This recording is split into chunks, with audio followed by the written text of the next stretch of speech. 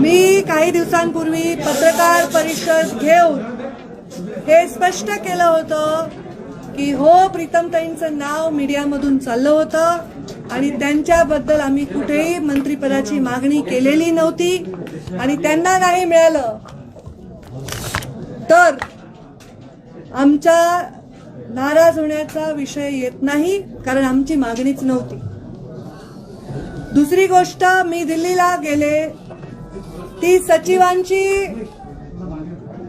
बैठक होती. इथे मी पत्रकार परिषद घेऊन स्पष्ट भूमिका मांडल्यानंतरही कार्यकर्त्यांमध्ये प्रचंड रोष होता. त्यांनी राजीनामे द्यायला सुरुवात केली होती. मी दिल्लीला गेले, ती सचिवांची बैठक होती. त्या सचिवांच्या बैठकीमध्ये संघटनेचा विषय होता. गेल्या 6 वर्षामध्ये कधीही दिल्लीच्या कोणत्याही नेत्याने मला कुठल्याही विषयावर अशा पद्धतीने चर्चा करून समज दिली वगैरे अशी जी काहीतरी कोणीतरी चुकीची बातमी दिली आहे ते कधीही घडलेलं नाही. आमची प्रधानमंत्री नरेंद्र मोदींवर अत्यंत सुंदर बैठक पार पडली, अत्यंत इंटरॅक्टिव्ह बैठक पाडली आणि ती 100% संघटनेला समर्पित बैठक होती. त्याबद्दल कुठेही भाष्यता न करण्याचा आमचा नियम असल्यामुळे मी त्याच्यावर फारशी चर्चा करणार नाही. मी मागणीच केली नसल्यामुळे मी जाऊन तिकडे लोकांना काही बोलेन नेत्यांना हे अपेक्षितच नव्हतं. परंतु राजीनामा सत्र जे चालू होतं त्याच्यावर नक्कीच मी राष्ट्रीय अध्यक्षांना कानावर घातलं की असं पद्धत आहे, असं चालू आहे, लोक जरा नाराज आहेत. त्यांनी सांगितलं की हे तुम्ही सांभाळून घ्याल, असा विश्वास आहे, तुम्ही ते सांभाळून घ्याल आणि मी ते सांभाळून घेते. माझी भूमिका स्पष्ट झाल्यानंतर देखील कार्यकर्त्यांनी थोडासा नाराजी व्यक्त केली आणि त्यांचं जी नाराजी आहे त्यालाही सन्मान देऊन त्यांना सगळ्यांना मी समजवलंय, त्यांना आवाहन केलंय. संख्या खूप जास्त असल्यामुळे मला माईकवर त्यांच्याशी संवाद साधावा लागला आणि त्यांना बोलावं लागलं आणि त्यांना मी जे बोलले ते तुमच्या सर्वांसमोर आहे. त्यामुळे मला वाटत नाही की आता या विषयाला कुठल्याही प्रकारचा वेगळा रंग देण्याची आवश्यकता आहे. राजीनामा झालेले त्यांचं पुढे आता काय, म्हणजे जे तुमच्या कार्यकर्त्यांनी राजीनामे दिलेले आता पुढे काय होणार? ते राजीनामे मला वाटतं भाजपाच्या नेत्यांनी पण बोललेत, आशिषजी शेलार बोललेत, प्रवीणजी दरेकर बोललेत, राम शिंदे बोललेत, मला वाटतं स्वतः देवेंद्र फडणवीसही बोललेत की आम्ही नाराज नाही, आता अजून कोणी बोलायची आवश्यकता नाही. मी असंही सांगितलंय की माझ्या कार्यकर्त्यांनी राजीनामे दिलेले मला मंजूर नाहीत, ते मागे घ्यावे. याचं कारण असं आहे की ते बिचारे त्यांच्या तालुक्याच्या स्तरावर आपल्या राजकारणात स्वतःच्या पायावर उभे असताना त्यांचे राजीनामे देऊन दबाव तंत्र वगैरे असं काही करण्याची मला आवश्यकता नाही, कारण माझा संवाद माझे जे नेते जे आहेत दिल्लीचे त्यांच्याशी व्यवस्थित आहे असं माझं मत. तरी धर्मयुद्ध म्हणाला आज भाषणामध्ये, नक्की थोडं इलॅबोरेट कराल का धर्मयुद्ध म्हणजे? हे पहा, लोकांच्या मनामध्ये जी भावना आहे ती भावना अशी तीव्र होत चालली आहे की ती मला डावलण्याची आहे आणि मी डावलूनही काही करत नाही ही भावना आहे, कारण लोक रस्त्यावरचे कार्यकर्ते आक्रमक आहेत. मुळातच हा कार्यकर्ता, मुंडे साहेबांचा कार्यकर्ता हा आक्रमक आहे. मुंडे साहेबांनी राजकारणामध्ये जे काम केले त्याची एक पद्धत त्यांना अवगत आहे. आम्ही खूप संघर्ष केला, आम्हाला अनेक संघर्षांना जावं लागलं सामोरं, पण ह्या संघर्षामध्ये कार्यकर्त्यांना माझं नातं हे नेहमी अटूट राहिलं. धर्मयुद्ध हे आहे की माझा जो प्रेम करणारा वर्ग आहे, माझा जो कार्यकर्त्याचा संचय आहे त्याच्यामध्ये कुठेतरी अडचण निर्माण होते अशी भावना झाली लोकांची. कारण माझा फॉर्म भरायला लावून माझा काढला आणि रमेश कराडांना तिकीट दिलं, मला राज्यसभेत चर्चा असताना भागवत कराडांना दिलं, तर तिथे मी स्वतःहून गेले, त्यांच्या नॉमिनेशनला गेले. पण मंत्रिपदाचा विषय थोडा मला माहिती होण्यास प्रचंड उशीर झाल्यामुळे लोकांच्या मनामध्ये ही भावना झाली की ताईंना डावलण्यासाठी देतात. तर माझं म्हणणं आहे की हे धर्मयुद्ध हे की ही जी वज्रमूठ मुंडे साहेबांनी केली होती, जी कायम ठेवण्याचा प्रयत्न मी 6 वर्ष यशस्वी करू शकले, ती वज्रमूठ अशीच ठेवली पाहिजे. कोणाला काही पद दिलं, कोणाला काही सन्मान दिला म्हणून आमचं नातं खराब होऊ नये, ना माझं त्यांच्याशी नातं खराब होऊ नये, कराड आणि बाकी ज्यांची संधी मिळाली त्यांच्याशी, आणि समाजातील लोकांचंही मन खराब होणे. हे धर्मयुद्ध आहेच आहे, आम्हाला लढावंच लागणार आहे. संघटित समाजाला हे नेहमी प्रश्न असतात. वारंवार म्हणाल की आम्हाला हे धर्मयुद्ध टाळायचं आहे. हो, म्हणूनच मी राजीनामे वापस द्यायला धर्मयुद्ध भाजपतल्या अंतर्गत धर्मयुद्धाबद्दल बोलताय तुम्ही?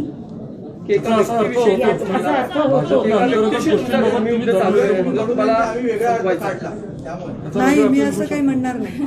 जिथे काढला तिथेच म्हणेन. मी जे बोलले तेच बोलले. धर्मयुद्ध हे आहे की जेव्हा एखादा व्यक्ती राज्यभर प्रवास करून प्रचंड मेहनत करून एक संघटन करतो ते त्याच्या नावावर त्याच्यावर प्रेम करणारा माणूस त्याच्या संघटनेशी जोडला जातो. त्याचा आणि संघटनेमध्ये विसंवाद असणं, आपल्या नेत्याला संघटनेमध्ये स्थान नाही अशा प्रकारची भावना विनाकारण मनामध्ये कार्यकर्त्यांच्या निर्माण होणारे निर्णय होणं, त्याच्यामुळे एक प्रसंग मनामध्ये होतो. धर्मयुद्ध म्हणजे काय, तर आपल्या विचारांशी असलेला, आपल्या समर्पित संस्कारांशी असलेला हा संघर्ष आहे. आणि धर्मयुद्ध हेच आहे की ही जी माझी मोठ आहे ती मोठ डिस्टर्ब न होता कामा नये. भले कोणालाही पद मिळवून लोकांना वाटतं मला मिळालं पाहिजे, मला नाही मिळालं तरी माझी हरकत नाही, पण ही माझी रिमोट कायम राहायला पाहिजे, एकजूट कायम राहायला पाहिजे. अविचाराने कुठला निर्णय ताई म्हणतो की योग्य वेळी निर्णय घेऊ असं तुम्ही म्हणाल. योग्य वेळी निर्णय घ्यायचा, अविचाराने कुठलाही निर्णय घ्यायचा नाही. योग्य वेळ कुठली ते जेव्हा मला येऊ नये अशी माझी अपेक्षा आहे. अनेकदा बोललं जातं, त्यांनी ते लक्षात ठेवावं. त्याचा उल्लेख तुम्ही केला काय? की पंकजा मुंडे यांना पक्षाने खूप दिलं याचा उल्लेख तुम्ही केला. अनेकांना दिलं गेलं आणि त्याचाही उल्लेख केला, तर तुमच्या बाबतीत हे सतत बोलून दाखवलं जातं. हे पहा, अत्यंत चांगला प्रश्न विचारला प्राजक्ता. मी माझ्याविषयी गेल्या 2-3 दिवसात जे जे स्टेटमेंट आले ते सगळे मी लिहून ठेवले. त्याच्यामध्ये भारतीय जनता पार्टीचा कोणताही नेता नकारात्मक नाही बोलला, खूप चांगलं आणि सकारात्मक आणि आशावादी बोलले. प्रत्येक नेता म्हणाले की नाही ताई सांभाळून घेतील, कार्यकर्त्यांचा संताप हा विद्रोह. काही नेत्यांनी असं स्टेटमेंट केलं की पंकजा मुंडे हे लक्षात ठेवतील, आणि हे स्टेटमेंट त्या नेत्यांकडनं किंवा काही लोकांकडनं वारंवार आलं. तर माझं हेच म्हणणं की मला पक्षाने दिलं हे मी लक्षातच ठेवते, पण पक्षाने मला माझ्यावर अनेकांना दिलंय. त्यामुळे माझं हो बरोबर आहे की सतत हे बोलून का दाखवलं जातं जे माझ्या पक्षातले नाहीत त्यांच्याकडनं. तुम्ही म्हणता की आपली शक्ती किया तो आपने कहा कि प्रधानमंत्री मोदी मैं पूरा हिंदी में बोलूँ वापस से? सवाल ये है कि आपने जो भाषण किया उसमें कहा कि प्रधानमंत्री मोदी, अमित शाह, जेपी नड्डा आपके नेता है, लेकिन देवेंद्र फडणवीस जो महाराष्ट्र के नेता है उनका नाम लेना शायद आप भूल गई या? मैं राष्ट्रीय स्तर पे काम कर रही हूँ, महाराष्ट्र के कोई भी पद पर मैं नहीं हूँ. मेरे नेता राष्ट्रीय स्तर पर ही है. तुम्ही जे वारंवार म्हणालात की आपली शक्ती कमी करण्याचा हा डाव आहे जो आपण पूर्ण होऊ देणार नाही, आणि पुढचा मार्ग मला खडतर दिसतोय. हो, खडतर दिसतोय मला मार्ग. कारण आज आघाडीचे सरकार आहे महाराष्ट्रामध्ये. 3 पक्ष एका बाजूला आहेत. नगरपालिकेच्या निवडणुका आहेत, महानगरपालिकेच्या निवडणुका आहेत, जिल्हा परिषदेच्या निवडणुका आहेत.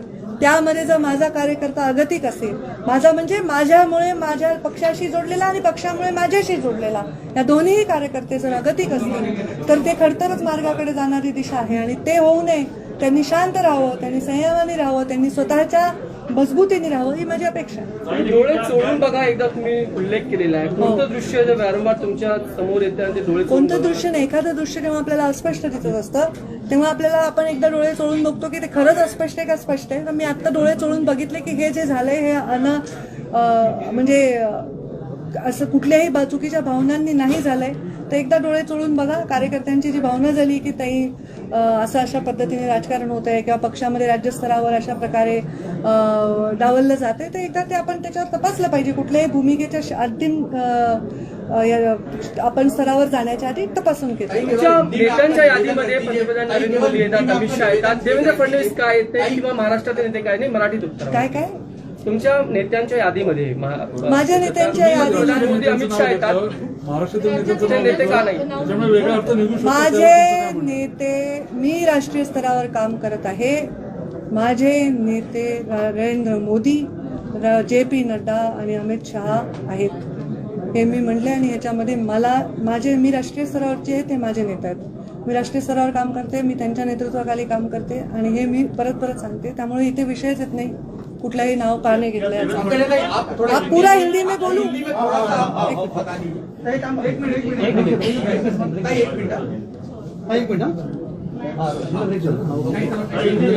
एक मराठीत एक छोटासा प्रश्न. मी म्हणाल की ज्या दिवशी अंगावर छत पडेल त्या दिवशी बघू नेमकं काय? आता हे पहा, मला वाटतं की चांगली वक्ता आहे. आय डोंट नो तुम्हाला काय वाटतं, पण वक्ता जेव्हा बोलत असतो ना तर त्याला त्याचा सगळ्या अंगाने त्याचा विचार केला पाहिजे. तो आपलं भाषण फुलवत असतो. तुम्ही जर बघितलं माझे भाषण, मी पब्लिकशी संवाद साधते. मी असं उभा राहून धडधड माझे मुद्दे बोलून जात नाही, किंवा मी ते ऐकतायत का नाही याची दखल घेत नाही असंही नाही होत. त्यांना इन्व्हॉल्व ठेवते. आणि माझा फॉलोअर आहे, शहरी फॉलोअर आहे. जशाला जे अपील होईल ते वाक्य बोलते, अलंकारित बोलते, चांगलं बोलते. चांगलं वक्तृत्व आहे. प्रत्येक गोष्टीचं आपण किस पाडण्याची आवश्यकता नाही. हिंदी में आपका निवेदन रख दीजिए. मैं आज जो कार्यकर्ता पूरे राज्य भर से आए थे, कुछ तेलंगाना, मध्य प्रदेश, गुजरात से छोटे छोटे पंचायत के सदस्य वगैरह आए थे, आज उन सब से मैंने बातचीत की. बातचीत जाहिर तरीके से करनी पड़ी क्योंकि बहुत संख्या में आए थे. माइक लगाकर उनसे संवाद किया. आपने देखा कि वो भी बात कर रहे थे और मैं भी उनसे बात कर रही थी. उन्होंने सबने रेजिग्नेशन दिया था और ये रेजिग्नेशन का कारण उनका असंतोष बताया था. वो असंतोष ये था कि उनकी इच्छा थी कि भारतीय जनता पार्टी में मंत्रिमंडल जो अभी प्रीतम ताई काम कर रही है, जो मेरी बहन है, जो सांसद है, लोकसभा से चुन के आई है, उनका नाम चल रहा था मीडिया के माध्यम से और चर्चा हो रही थी. तो उनका नाम चलने के बाद उनको मंत्री पद नहीं मिला. वो तो है ही नहीं, पर डॉक्टर भागवत कराड़ इनको मिला. उस बारे में मैंने ऑलरेडी पत्रकार परिषद लेकर कुछ दिन पहले खुलासा किया था कि मेरे परिवार ने, प्रीतम मुंडे ने कभी कोई मांग नहीं की कि हम मंत्री पद चाहते हैं. मैंने कोई नेता से इस बारे में कोई बात नहीं की. तो हमारी जब हमने मांग ही नहीं की तो नाराजगी का प्रश्न उद्भवता नहीं है. और इसमें जो डॉक्टर कराड़ को मिला वो भी मुंडे साहब के कार्यकर्ता हैं, मुंडे साहब के विचारों पे चलने वाले कार्यकर्ता हैं और उनको मिला है तो मैंने उनका अभिनंदन किया. वो मुझसे उम्र में बड़े हैं, उनका अवमान न हो ऐसा आह्वान मैंने लोगों को किया. और मैंने ये स्पष्ट किया है कि हमारी कोई मांग नहीं थी. लोगों के बीच में इसलिए दुख है, इसलिए थोड़ा सा असंतोष है क्योंकि लोग चाहते हैं कि अपने नेता को ताकत मिले. पर मैं ये समझती हूँ कि कोई पद से ताकत मिलने की आज आवश्यकता लगती नहीं. इतना वीक नेता होता नहीं है. और मैंने अपने और एक चीज को मैं स्पष्ट करना चाहती हूँ. मैं दिल्ली गई थी तो मेरी संगठन की बैठक थी, मैं राष्ट्रीय सचिव के तौर पे गई थी. दिल्ली में ऐसी कोई भी बात हुई नहीं. कुछ माध्यमों ने ये चलाया कि हमें मोदी जी ने डांटा या हमने मोदी जी ने कुछ बताया. ये सब गलत बात है. मोदी जी के साथ बहुत ही सुंदर मार्गदर्शन हुआ, बहुत ही सुंदर आदान प्रदान विचारों का हुआ और 100% संगठन की बैठक थी. उन्होंने ऐसी कोई बात कभी कही नहीं. और जेपी नड्डा जी हमारे राष्ट्रीय अध्यक्ष हैं, मैंने उनसे भी बातचीत की. ये राजीनामा लोग दे रहे हैं, रेजिग्नेशन दे रहे हैं और उनके बारे में मैंने चर्चा की और किसी ने मुझे पूछकर जवाब मांगा नहीं. मैंने खुद से उनसे चर्चा की और उनको सारी चीजें बताई और उन्होंने कहा कि आप इसको संभाल लेंगे, हमें विश्वास है. और मैंने यही कहा कि लोगों का असंतोष है, मैं उसको संभाल लूंगा. भाई आपने धर्म युद्ध जब तक टाल सकते हैं तब तक टालने की बात कही है, उसको थोड़ा विस्तार में. ये मेरे कार्यकर्ता है, ये बहुत बड़ा संचय है, ये महाराष्ट्र के कोने कोने में है. ये मेरी वजह से कुछ लोग पार्टी से जुड़े होंगे, कुछ लोग पार्टी की वजह से मुझसे जुड़े होंगे. तो ये जो लोग हैं इनके मन में अगर हमेशा ये रहा कि प्रश्न चिन्ह कि हम क्या करें, हमारी नेता का क्या है, मैं उनको चाहती हूँ प्रश्न चिन्ह से वो बाहर निकले, वो द्वंद्व से बाहर निकले. और ये धर्म युद्ध होता है हमेशा आर या पार. जो मेरा कार्यकर्ता थोड़ा आक्रामक है वो हमेशा, जबकि मैंने प्रेस लेकर क्लियर करके भी उन्होंने राजीनामा दिया तो मैंने उनको ये कहा कि मुझे इस धर्म युद्ध में नहीं जाना है. मैं नहीं चाहती कि मेरे नेता के पद के लिए कार्यकर्ता शहीद हो जाए और अपने पदों से रेजिग्नेशन दे. वो उनके पद बहुत ज्यादा मेरे लिए मायने रखते हैं. वो अपने छोटे छोटे घर में छोटे छोटे परिस्थितियों में से निकलकर वो अपने पदों पर तक अपना प्रवास तय करते हैं और मैं नहीं चाहती कि वो अपने पदों का मेरे इस प्रवास में बलिदान दे. जबकि उनको अगर पद मिले, भले ही वो भागवत कराड़ हो और कोई हो, तो ये मेरे लिए सम्मान की बात है. मैं जातिवाद में विश्वास नहीं करती, पर ये जो जाति है वो एक संघ है, एक दिशा में जाने वाली है और इसमें अगर कोई टूट पड़ती है तो मेरा दिल दुखता है. मैं नहीं चाहती कि वो टूट पड़े. लेकिन आपने सही समय आने की बात की, आपने कहा कि सही समय आने पर निर्णय लिया जाएगा. आपने कहा सही समय आने पर निर्णय लिया जाएगा, अविचार से कोई निर्णय नहीं लेना. वो सही समय कौन सा है, सही समय पर कौन सा निर्णय लेने की बात आप कर रही हैं? जब वो आएगा तब मुझे पता चलेगा. अभी कार्यकर्ताओं का संवाद अलग होता है और पत्रकारों से संवाद अलग होता है. कार्यकर्ताओं से मैं भाषण देती नहीं हूँ. मैं अपना भाषण याद करके आके डिलीवर करके नहीं जाती हूँ. मैं हमेशा देखती हूँ कि प्रतिसाद क्या है, रिस्पॉन्स क्या है. और जरूर हर राजनीति में, हर फील्ड में ये युद्ध सबको इससे गुजरना पड़ता है, आपको भी गुजरना पड़ता होगा, और तब हमको सही निर्णय लेना और अपने निर्णयों के वजह से ज्यादा असर लोगों को फायदा ही हो, नुकसान ना हो, इसकी चिंता करना ये नेता का कर्तव्य है। और जो मेरा कर्तव्य है, मैं नहीं चाहती मेरे कार्यकर्ताओं को कोई आपत्ति हो। किस चीज का निर्णय लिया क्या शिवसेना पार्टी है, कहा जा रहा है शिवसेना में जाने वाली है या शिवसेना देने की बढ़ रही है? मैंने भी ऐसा सुना, ऐसा कहा जा रहा है।